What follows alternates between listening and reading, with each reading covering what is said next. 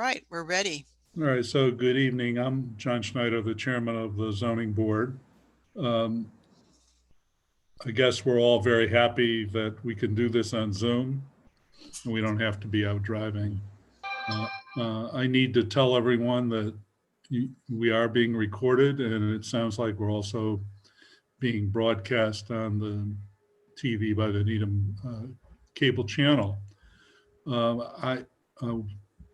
We had more problems tonight than we've had in any other meeting, but I always start out by saying that if for some reason we lose internet and can't get back together, all matters are continued until the January hearing, just so we don't have to renotice them.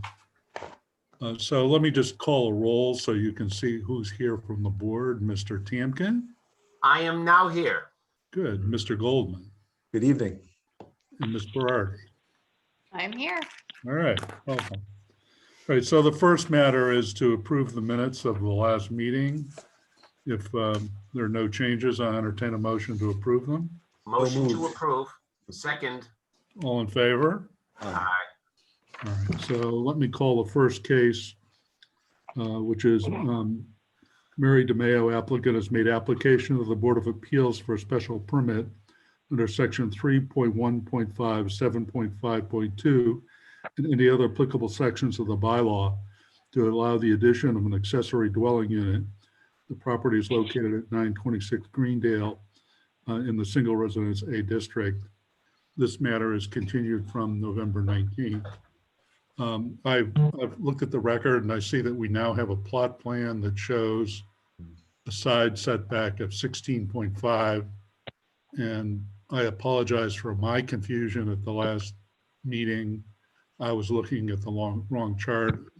The requirement is 15 feet because this is a lot that was set up before 1986. So that's good.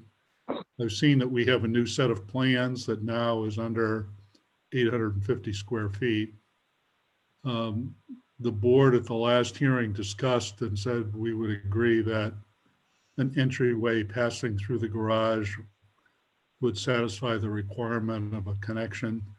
And the only question I really have is where is the other entrance to this unit? Is it somewhere on the outside? Mary, I can speak to that. My name is Ron Jarek. I'm the architect representing Mary DeMayo. Can you hear me? Yes. Do you hear me okay? Ron Yes. Jarek? Yes. So there is a sidewalk leading along the edge of the new design, and it goes to a rear deck, and the rear deck is directly kind of a flat surface that gets from the front of the garage all the way along the side of the building to the rear deck, and that's the way into the unit. And does the deck have a stairway to the ground? Yeah. Yeah, It does. It does, but Okay. the intention is not to have, it's really to accommodate a wheelchair, but it does have a stairway as well.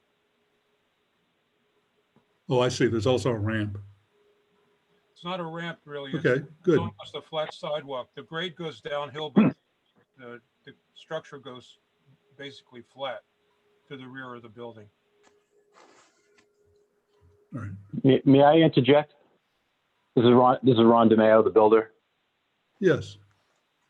So the last meeting, I think that you were under the impression that you were entering the garage in order to enter the apartment, but there's actually a separate hallway between the garage and the existing house that's there. So you're not actually entering into the garage. It's a doorway going out into a hallway that leads to the new ADU. Ron, you're right. That's correct. That's from the existing house. And there's a link between the existing house, which is some 5 foot higher, down to the grade level where the garage and the ADU are situated. And that's the Right. primary. Well, we were misinformed, but we had a discussion and decided that we would accept an entranceway that passed through the garage to the house as meeting the criteria of an entrance from the unit to the main dwelling, but you're saying there's a hallway, so it's Separates the even garage. less of a question. So Can I is there ask- anyone on the board have any more questions about this? Yeah, I have a quick question. I'm looking at the diagram. It looks like there's an entrance in the front on this model. There's a two-car garage with a car. And then in front of the car, it looks like there's an entrance. That's right, Where does that entrance lead? That's to the main house and not to the ADU? to the ADU Oh, that leads to the ADU. Well, the directly, ADU is in the back of the garage. right. Well, it looks like to the side of it, isn't it?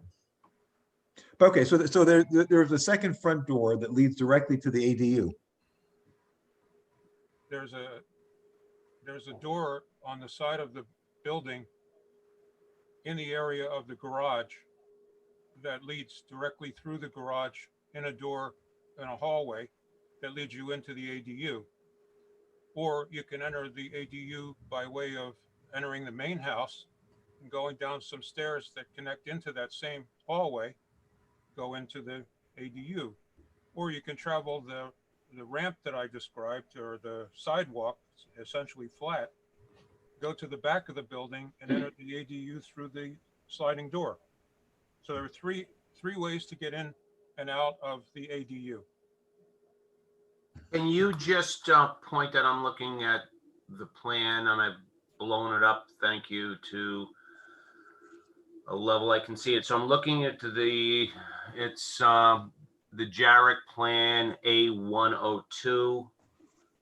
And I see the two depictions of the cars in the garage. Where is this hallway? Can you share the screen? I don't know if I can.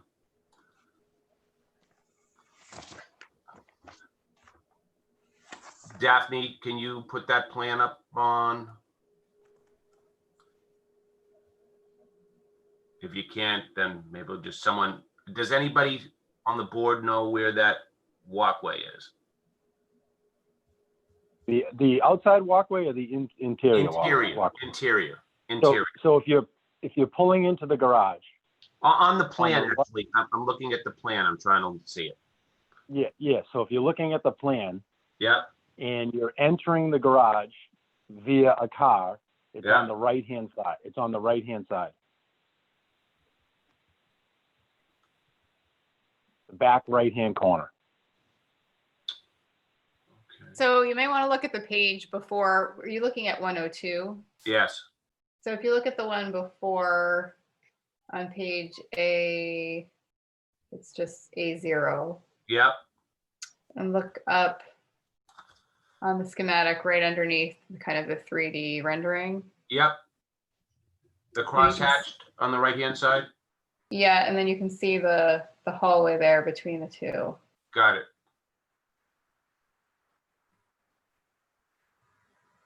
Got it. Thank you. Any more questions? Someone want to make a motion? Sure. Move that the applicant's request for special permit under sections 315 and 3.52 to allow the addition of an accessory dwelling unit at their property located at 926 Greendale Avenue in the single residence A district be allowed. Now, John, should we discuss the different caveats that in the Well, decision? I think part of your motion is that we do want to attach a special condition that will require the owner to respond to inquiries from the building inspector within 30 days as to who is living in the unit. And the failure to respond within 30 days gives the building inspector a right to terminate the permit. And that's subject to an appeal. We've been adding that as a condition on all the ADU approvals. Question for you, John, on the no transfer with the ownership of the property, and the ADU is just to this owner and this property and not a subsequent owner. Is that a condition of the bylaw or a Well, condition? that's right in the bylaw. Okay, Got it. So I don't think we need to repeat it in our decision. So I'll second the motion with that Um, condition. Oh, excuse me, John, there was a comment that was received by the, a new comment submitted by the Health Department. Yeah, well, there is a whole issue of the sewage and septic. But I mean, I think that's a building permit condition. I mean, I think the health department has said that you probably need to upgrade. Well, they think you need to connect to the town sewer to pull a building permit, because this is apparently on a cesspool that can't be expanded. Are you all aware of that? We haven't added bedrooms. It's the same, it's the design amount that it has been designed for. Well, yeah, I mean, I don't think we need to put that in here. When you go to pull a building permit, you're gonna have to satisfy the building inspector that Right. you have an adequate sewage connection. Excuse me, Chairman Snyder. Yes. The comment you made about the declaration of who's gonna live in the unit ADU, is that after the construction or just when the building permit is issued? When is it? No, that's ongoing. I mean, the bylaw requires that the unit always be occupied by an identified group of people.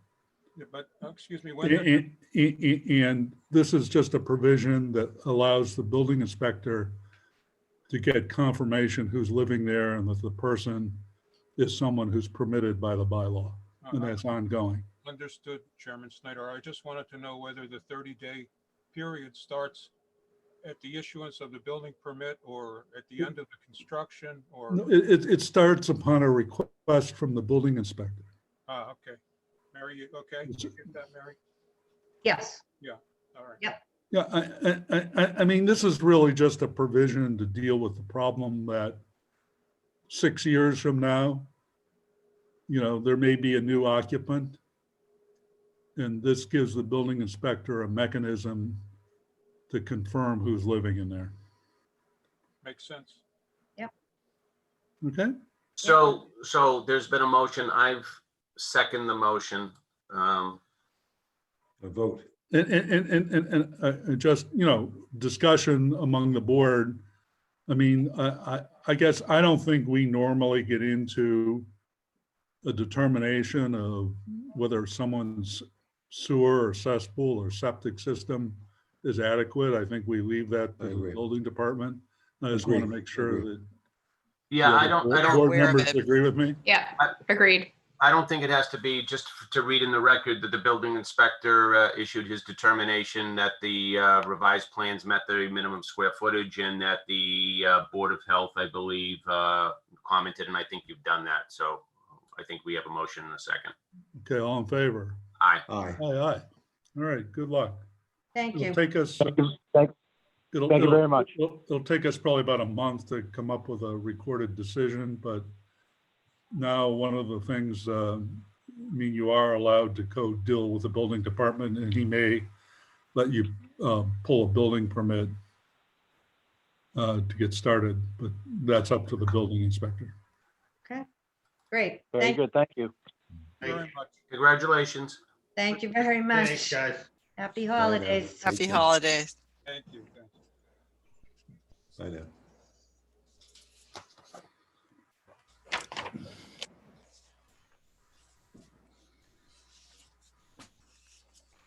All right, I have back my agenda. Case number 2 is 21 Utica Road. Notice is hereby given that Eugene Ho, applicant, has made application to the Board of Appeals for special permit under sections 3.1.5, 7.5.3, and any other applicable sections of the bylaw to allow an accessory dwelling unit. Properties located at 21 Utica Road in the single residence B district. Welcome, Mr. Ho. Good So evening. why don't you just give us a little summary of what you're doing? Sure. Good evening, everyone. As mentioned, my name is Eugene Ho, and I'm the owner of 21 Utica Road. I'm applying for a special permit to allow for a accessory dwelling unit at the property. The unit would be located on the second floor of an existing single-family home above the garage. Let me share my screen if I can. I think that'll be helpful.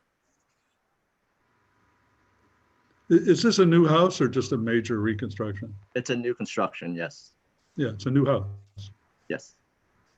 Can you see that? Yeah, nice So looking. Thank you. So the accessory dwelling unit would be basically the little part that's set back a little bit above the garage. Right. No changes would need to be made for the, on the exterior to accommodate the unit. Let me share the interior plans. Sorry, give me 1 second. Do I take it the entrance is from the outside along the right? No, actually, this will be helpful. I could see a stairway there, but I wasn't sure whether that was to the house. Yeah, so that actually leads to a mud room. If you can see this, so this is the right side in the shaded area is the accessory dwelling unit would be. And there you'll see two means of egress here. One on the left would go into the hall. This is the second floor hallway. And then on the right there, it leads to a staircase that would go down to the mudroom. And then on the mudroom, there is an exit to the exterior to the right. That's what you were saying, Mr. Schneider. Right. Okay, so this is all on the second floor. Correct. Got it. So you'll see there's a bedroom here, there's a bath, and then there's a common space and a little mini kitchen. Right. And the total square footage is about 691. And it would be occupied by my parents. I would occupy the principal dwelling unit with my wife and my children. There would be sufficient parking. I know there was a comment from the building department. Let me actually share this and share another picture that I think would be helpful for that.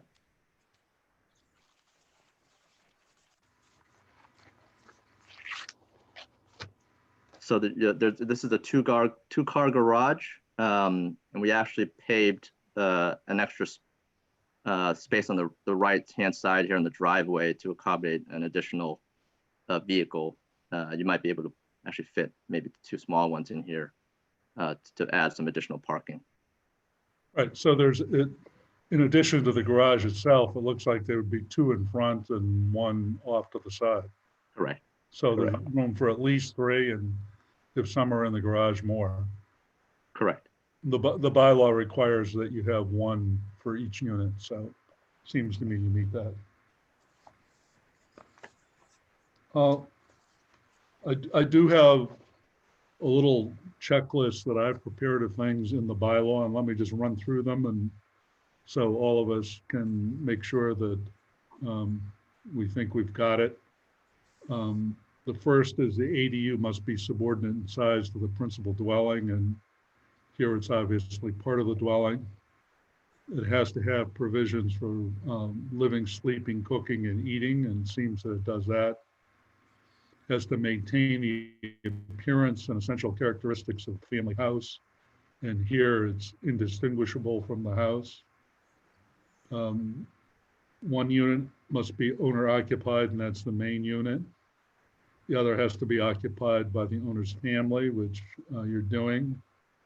Total occupancy cannot exceed 5 unrelated persons. The size has to be under 850 square feet. We talked about parking. You have to have adequate sewage and drainage. Are you connected to town sewer? Yes.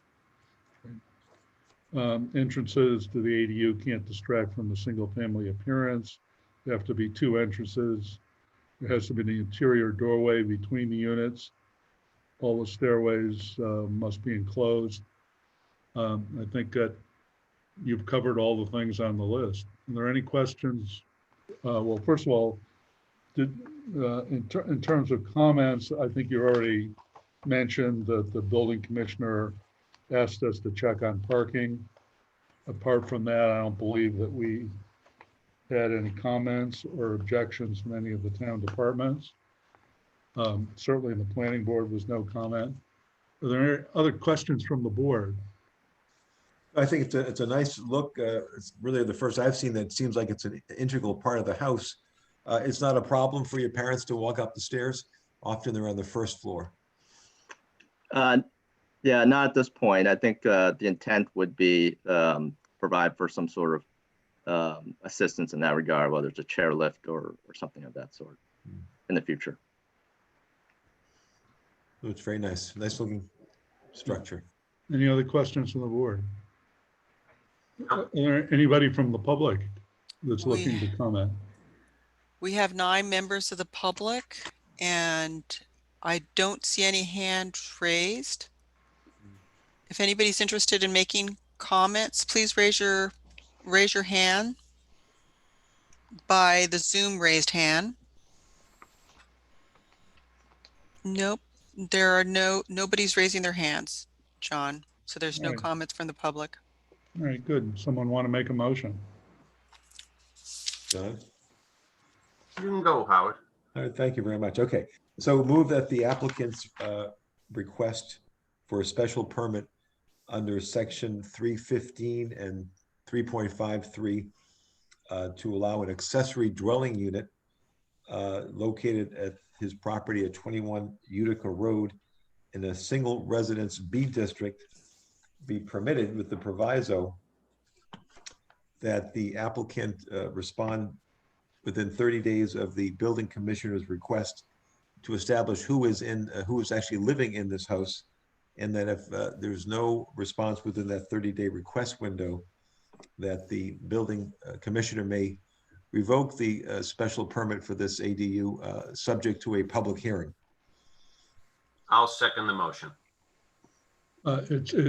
It's not subject to a public hearing, but it's subject to an appeal to the zoning board, which would be a public hearing. In other words, the building Yeah, sure. commissioner wouldn't have to have a public hearing before he revokes. But then But that the applicant can then owner take has an a right of appeal. appeal. Sure, to the zoning board, which in fact would comprise a public hearing. So thank you for that clarification, and the motion is so amended. All right, all in favor? Aye. Aye. Aye. Congratulations. Good Thank you. luck. Yeah, All right. welcome and good luck. Thank you. Happy holidays, everyone. Happy holidays to you. When was the picture taken, out of curiosity? When was it? That was a couple months ago, before the snow. It's a beautiful house, and I really Nice picture. like the way you incorporated the apartment for your folks into the house. Thank And you. much happiness. Be safe. Thank you. You too. All right, so case number 3, we're past 7:45, is 65 Rivard Road. Public notice is hereby given that Jonathan and Sarah Sussman, owners, have made application to the Board of Appeals for a special permit under sections 1.4.7.2, 4.2, 4.2.1, 4.7.4, 7.5.3, and any other applicable sections of the bylaw to allow a second floor addition on an existing single-family story ranch with a detached garage. Property is a pre-existing non-conforming property, and it's located in the single residence B district. I see the Sussmans there, and why don't one of you kind of explain to us what you're doing? Sure. John and I moved to the street about 6 years ago now.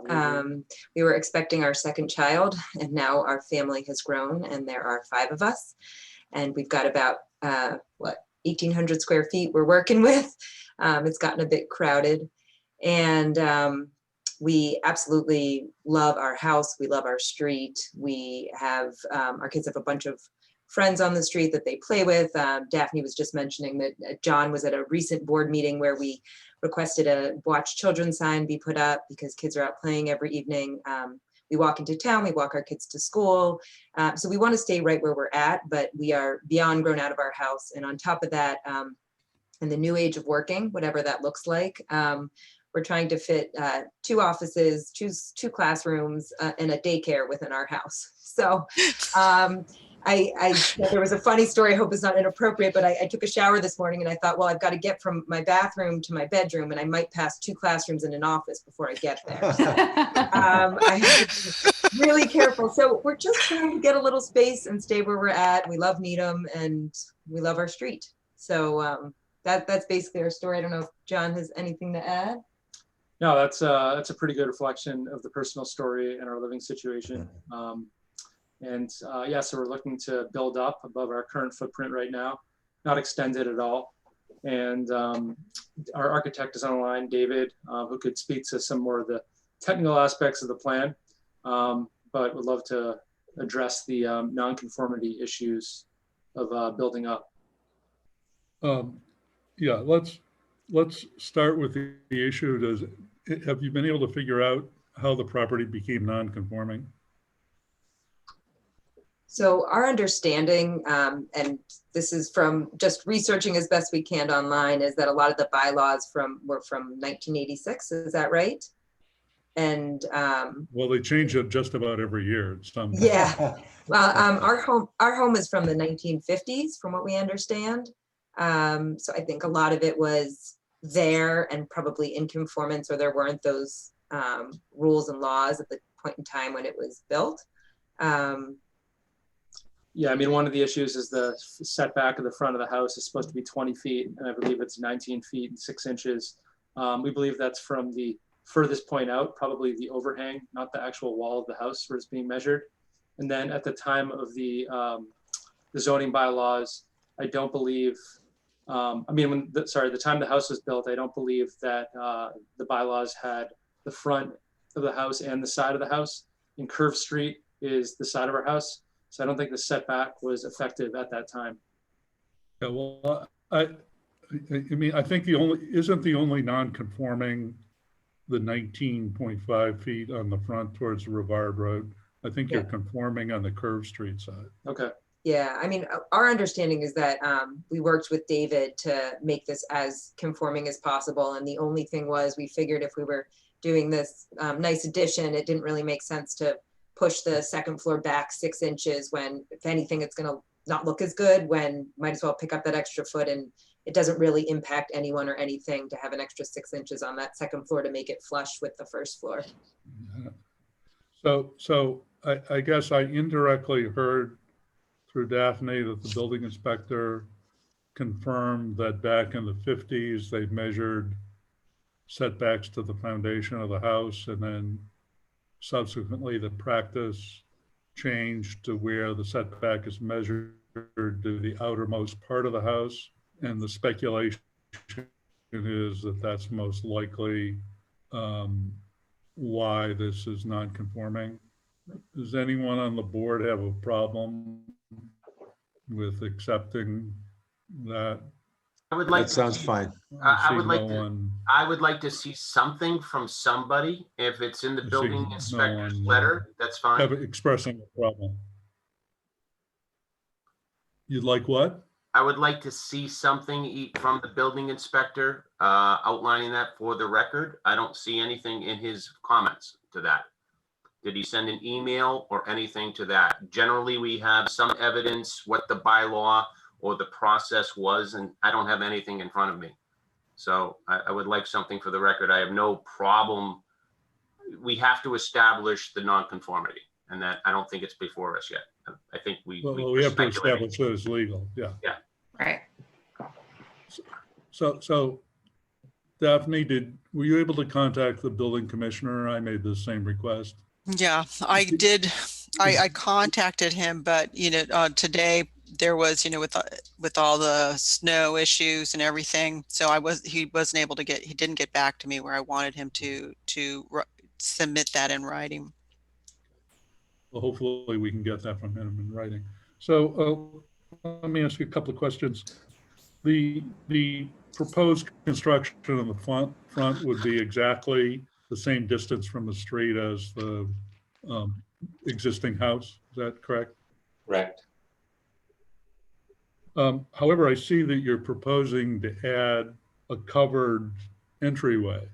That may be possible, but we'd have to give extra relief for that because you're now going closer to the street by that construction. Or has someone determined there are some ways in which those are not deemed to be a structure? I forgot that off the top of my head. Someone look at that. I was under the understanding that an open portico was, if it was not more than 4 feet out into the setback, would be allowed. Yeah, there is a thing that says certain kinds of coverings are not structures, but I thought if there was a roof over it, it was a problem. They look, I mean, we now have flexibility, well, maybe not to let it go closer to the street. Isn't the portico not closer to the street? I thought that's. It's the one by the front door. The front Oh, that door. portico. Right, Yeah. so you've increased in the nonconformity by 4 feet. So the question is that considered a structure or not? Yeah. So now I'm looking, looks like a structure is 100 square feet. So if it's something less than that, it looks like it is, it's 4 by 5, it's like 20 feet. Well, it says in section 4.2, unenclosed covered or uncovered landings or entrance porches located on the first floor and having no habitable space directly above may project into the front setback up to 5 feet. Tell me again the section. 4.2. 4.2. There are many in the Plan is that residential a development, footnote? 4.2. It says plan residential development, I don't think so. 4.2? Yeah, 4.2 what, Kathy? it's just 4.2. Dimensional regulations. Yeah. It's in the new book, Howard? Do you have the, No, I have the new book, yeah. yeah. yeah, the following. The following elements, it's the It's the describing the front second yard largest, setback. it says front yard setback, Yep. and it's the one that talks about roof overhang. It talks about overhangs as well, but it says front yard setbacks. Uncovered steps. So roof it's overhangs. overhangs projecting not more than 2 feet from the building, but this is 4. Roof overhang. It's the last item of that paragraph. Right, I got it. 5. Unenclosed. No habitable, Unenclosed, uncovered, or uncovered. limited to 5 feet. Maximum of 50 square Right, feet. So this is so it's 5 limited to 4 by 5 feet 20. projection and not more than 50 square feet, and we're under that. Yeah. Yeah, This and, is and 4 by 5, Well, 20 feet. thank you. This has been a long amount of agony, and I think they changed the bylaw to square this away. And I also spoke to Dave Roach about that, and he said it was fine. That's why in his letter, he didn't mention it. Okay. And so we had a letter from him, and I think he just called our attention, which we're not going to resolve here today, that you have to meet both the 2.5 story limitation and the 35-foot limitation. The 2.5 story one, I kind of understand, which is the basement level can't be more than 50% out of the ground, or it becomes a story rather than a basement. And I couldn't really tell for sure. Are both ends of underground so that it's only the back that's? Yeah, basically most of this house is built on ledge. So the only habitable space in the basement is the back, like 20% of that level. So I think we would meet that condition. Yeah. And we definitely meet the height, the average height. Yeah, that gives me a headache. I sat on a committee as they were trying to discuss how you measure height. But we'll leave that up to the building inspector, and as long as you're aware Mhm. that you have to satisfy him on that, I don't want to get into that technical issue. Okay. Okay, so there are any other questions from the board? I'm looking for the plot plan where this easement is depicted.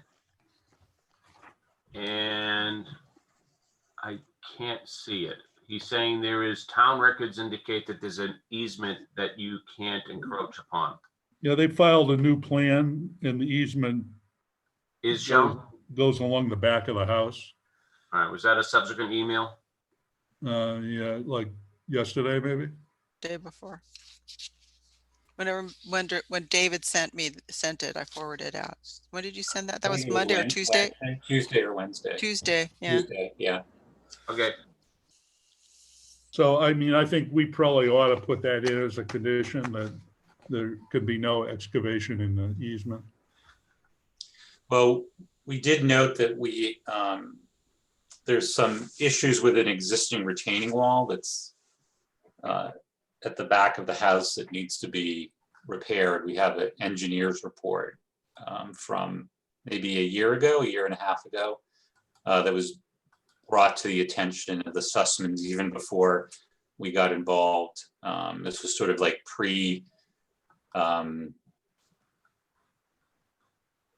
pre-addition design, but that there's a railroad timber retaining wall that's falling apart, and that needs to be repaired. Okay, So that's going to be part of our permit application. yes, and another goodie is we do now have a specific limitation on retaining walls. I think it's that it can be Okay. it can be up to 4 feet within the setback. And, Okay. And if it's more than 4 feet high within the setback, then you need a special permit for it. Yeah, it won't be. But we just wanted to disclose that in this process, that's part of the project. All right, so you said we do have some members of the public here, or people looking to speak on this? We do have one hand raised from a Curtis Ronells. I'm going to go ahead and going to promote him to a panelist. Okay, he has been promoted. Mr. Ronell, please unmute yourself.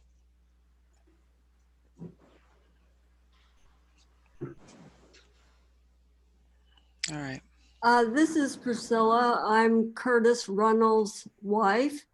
And I just wanted to point out that I live on Curve Street, and we've had a lot of building there recently. And I've noticed that the contractors and the people who deliver materials to a construction project don't necessarily abide by the Needham noise regulations. That's Needham bylaw section 3.8, where the noise that affects the neighbors from this project cannot begin before 7 a.m. in the morning.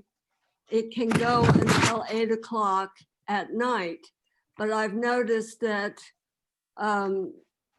people will show up before the what's specified in the bylaw. And I just wanted the Sussmans to know that they should be aware of how their project is impacting their neighbors and try to regulate the activities of the people doing the work. Otherwise, the work sounds reasonable. I'd like to know when it's supposed to begin, however. Can I have your address, Ms. Priscilla? 58 Curve Street.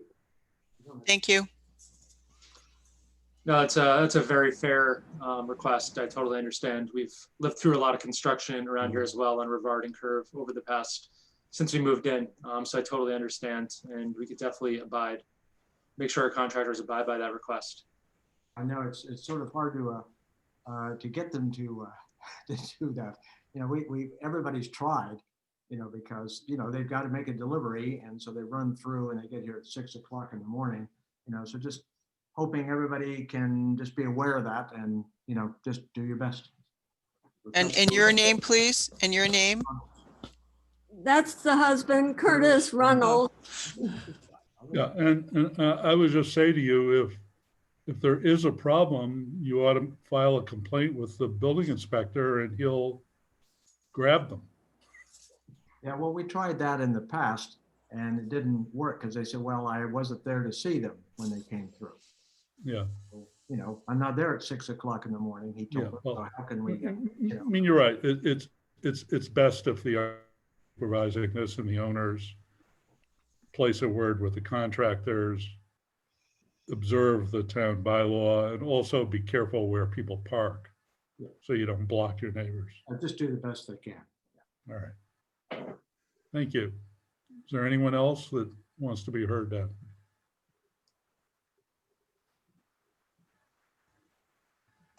I think there was also just a question that she also had about when it was going to start. So you might want to just address that too. We'd like it to start next week, but I don't think that's going to happen. The contractor we're hoping to go with doesn't like to open up houses while the weather is this tricky. So he said he won't add on to an existing structure until earliest, like mid to late March. So we're aiming for that as the earliest, with the assumption it could be closer to April. But yeah, he doesn't want to open a house when there's bad weather that's likely to occur. So I'd say Do you have a sense for the length of the construction time? I mean, I can tell you what we've been quoted. Yeah, right. What have you been told? The contractor said 5 months. Yeah, I mean, this is our first big construction project, but yeah, that's what was delivered to us. My experience is no matter how good the contractors, they all lie about when. Yeah, we're trying to go in with eyes wide open that it's going to be longer. So are you planning to get alternate place to live? Yeah, we've got 3 little ones, so you know the dust it kicks up and the noise. Still have a napping baby, so you know the goal is to probably rent, hopefully someplace locally, but also hopefully for as short of a time frame as possible, because it's enough to pay for one mortgage and a construction project. So yeah, we're hoping to rent something close by or stay with family, sort of see what happens. All right. Any other questions from the board? Also, No, thank you. So my only concern is we haven't established the nonconformity. So we need to show how they measured that front prior to 1953 or in 1953 when the house was built. Well, I mean, we had an oral comment from the building inspector that that's the case, and I guess I kind of know that from past. So I don't have a problem, but if I don't have something in writing, I'm not comfortable doing it. So I would think if you wanted to approve it, it's going to be subject to the building inspector documenting that way of measuring it. And There's been a change in practice in the way it's measured. Fine. Okay, so Mr. Tamkin, you want to try to make the motion on this one? Let me see. So I'm going to make a motion that the board grant a special permit to allow the determination that this is a pre-existing non-conforming structure, and to allow a second floor addition that is going to be in compliance with all other requirements of the zoning bylaw, with the exception of the front setback.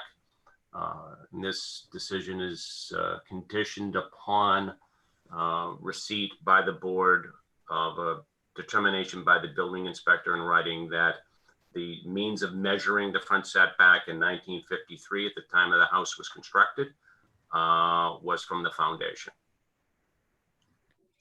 And I Jack?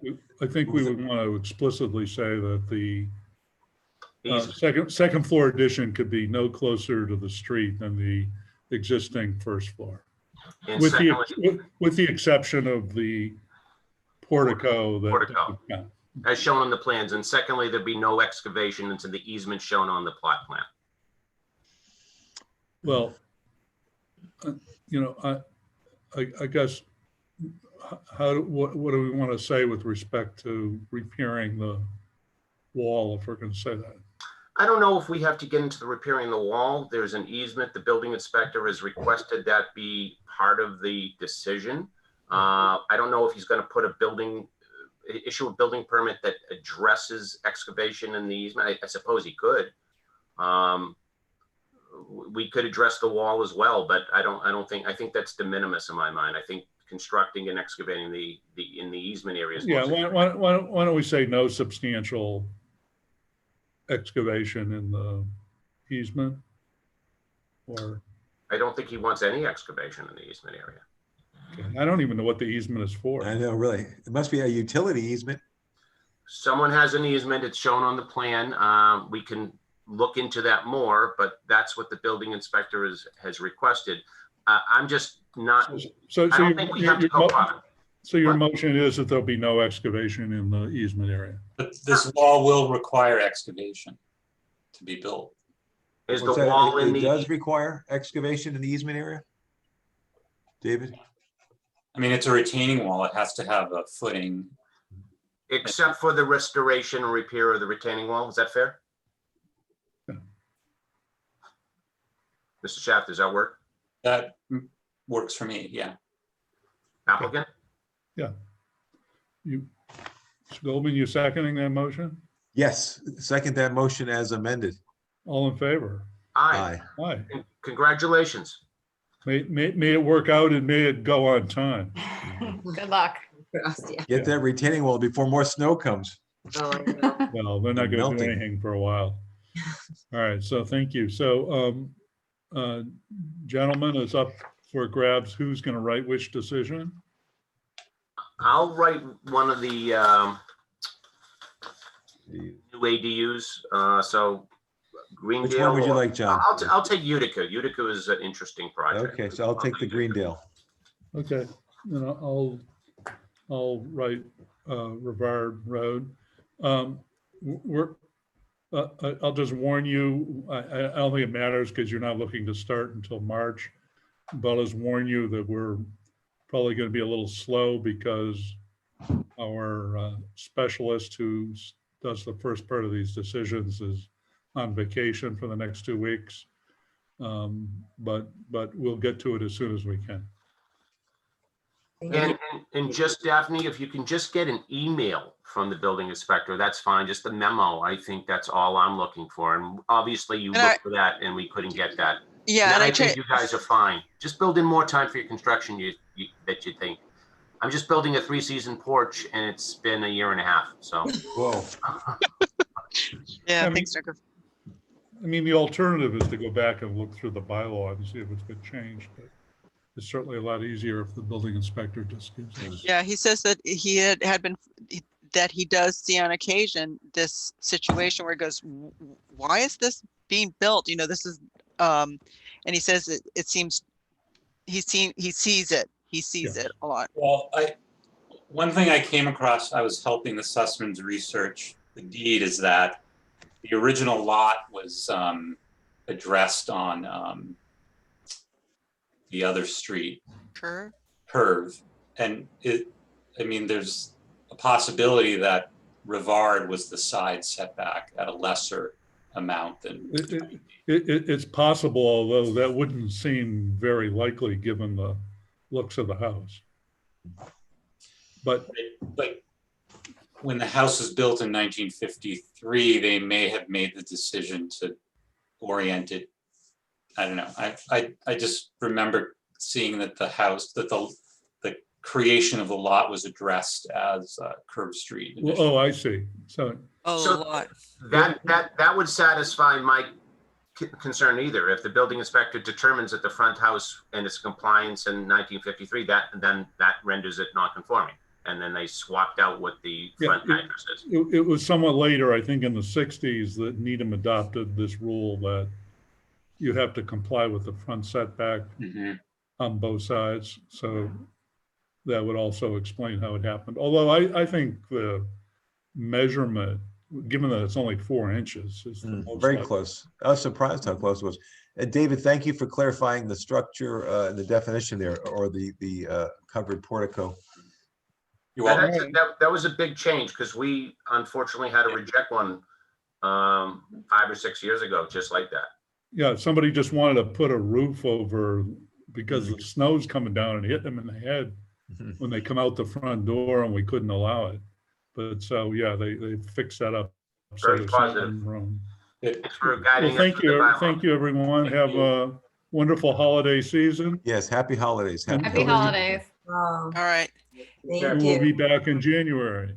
Thank Yes, you. we're going to be with a different Zoom license. So we'll be somebody else who's coordinating, Steve. So just wanted to give you a heads up. All right.